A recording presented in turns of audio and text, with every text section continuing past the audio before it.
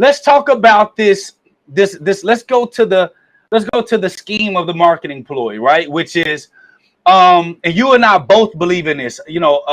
Private banking or infinite banking or banking on yourself is a process, not a product. Of course. Okay. Yeah. And there are so many people that are like, just with $200 a month, you can be your own bank. Can we talk about how that isn't necessarily the truth?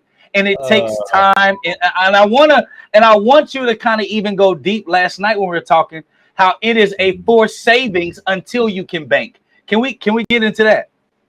Yeah. So here's the deal.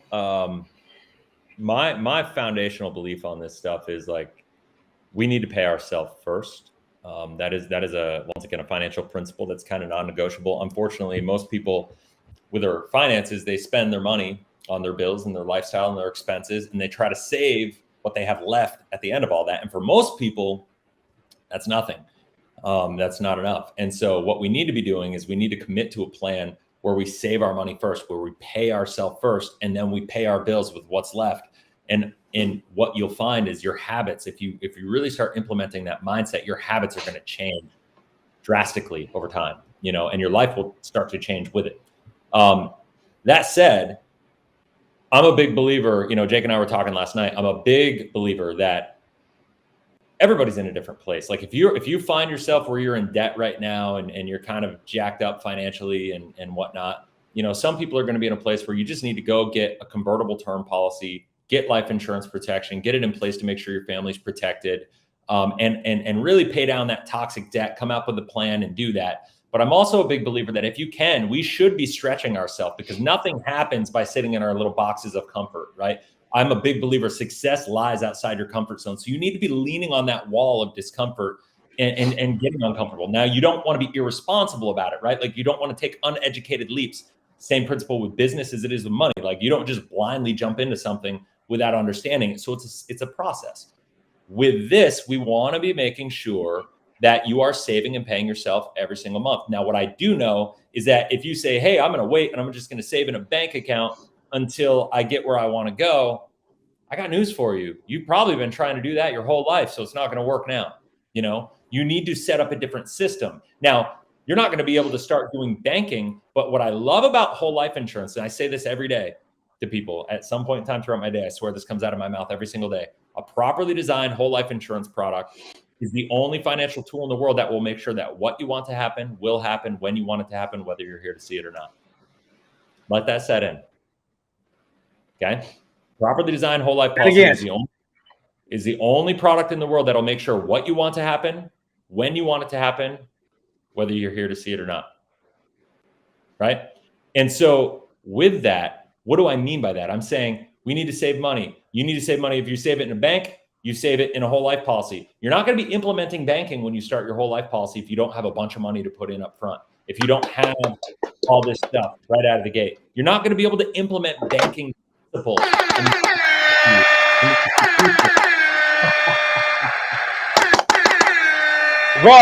Bro, no. I'm not about to let you drop these gems and just roll over it. Okay. No, we got to sit on that. We got to sit on that. All right. You are not practicing banking unless you have a lot of income to dump into your policy. Can we talk about that? Because a lot of people are not ready for banking, to be honest. Sure. And we need to save cash, dump that cash monthly, get used to the discipline. Then when that cash builds up, you can start practicing those principles. But can we sit on that for a little bit? Can we sit on that? Sure, let's do it. So banking, think about it. Banking is what? It's the implementation, use, and the velocity, the movement of the money inside of your policy, and eliminating, taking over the banking function of your life, right? Like that's what that's doing, and that's where you control all this, and you're recapturing the expenses and the costs and the fees and everything that you typically transfer to a bank, and you're controlling that. And so from that perspective, when you first start, if you first are starting with $300 a month into a policy and you design that policy right, you're probably going to have $200 to $240 a month of that's going to be a forced savings, and the rest of it's going to go into insurance, because let's face it, you probably need both, right? And even if you don't, over a long period of time, that savings plan, that forced savings plan, is going to help you get where you want to go, and it's going to force you and hold you accountable to your own goals, dreams, and visions, right? Like, and help you get closer to where you want to go. Make no mistake about it. When you save that $300 a month, you're not banking with anything. You have a safety account. You have an emergency fund. You'll have money there, but you're saving an emergency fund, and you save up an emergency fund first. And the best place to save it is in a life insurance policy, a properly designed whole life insurance policy. Why? Because if I save that money up, and I've got a wife and 3 kids like I have that are 11, 8, and 4, and I'm saving my money there, and I get killed tomorrow in a car accident, or I get diagnosed with cancer, or something bad happens, guess what? I know that what I want to happen will happen when I want it to happen, whether I'm here to see it or not. Because even if my life doesn't continue and I can't keep saving, I can't keep down that journey, a properly designed whole life insurance policy is a self-completing plan.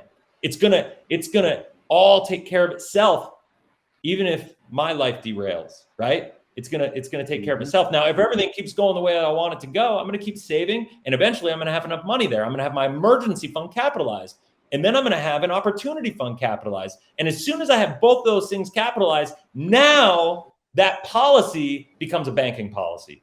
Until that point in time, until it's properly capitalized and funded, and I've become who I need to be to execute with that properly, and I've learned the principles, and I've built myself. Until that point in time, it's not a banking policy. It's just an emergency fund, and it's an opportunity fund. It becomes a banking policy when you become the person you need to be to execute and implement.